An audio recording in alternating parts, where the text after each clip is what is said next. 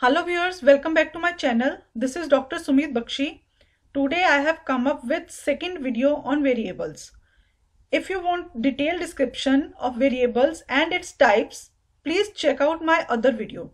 In this video, I am focusing on identification of independent variable and dependent variable.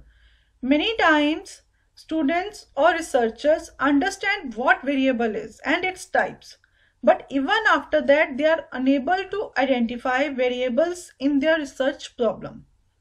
So in this video, my focus will be to make you understand how to identify variables in a research problem.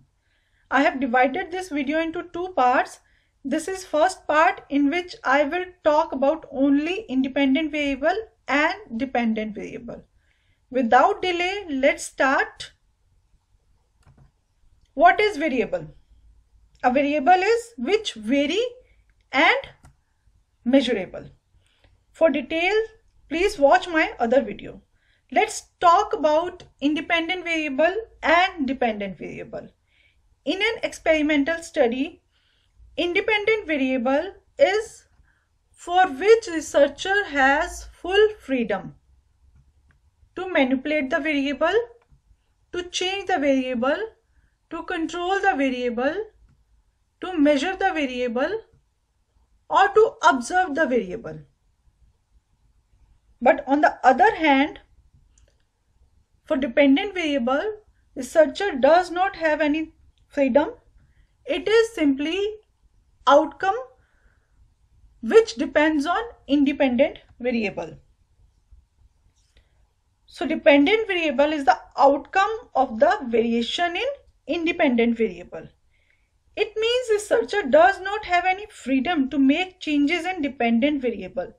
Rather, researchers study the variation occurred in dependent variable as a result of variation he or she made in independent variable. So what does variation means? Behind every variation, there is a cause and which leads to some effect. In an experimental setting, researchers try to find the cause-effect relationship by controlling all other variables. That means cause here work as independent variable and effect here work as dependent variable. In your research problem, to identify an independent variable and dependent variable, you need to find out the cause and effect in your study. We will discuss it through an example. Example is to study the effect of teaching method on academic performance of students. So our job is to find out cause and effect in this statement. Cause is independent variable here and effect is dependent variable. So read carefully the statement of to study the effect of teaching method on academic performance of students. That means variation in teaching method may or may not lead to variation in academic performance of students. Here teaching method is treatment independent variable because researcher has freedom to change or manipulate teaching method, whereas academic performance is dependent variable because variation in teaching method may or may not lead to variation in academic performance.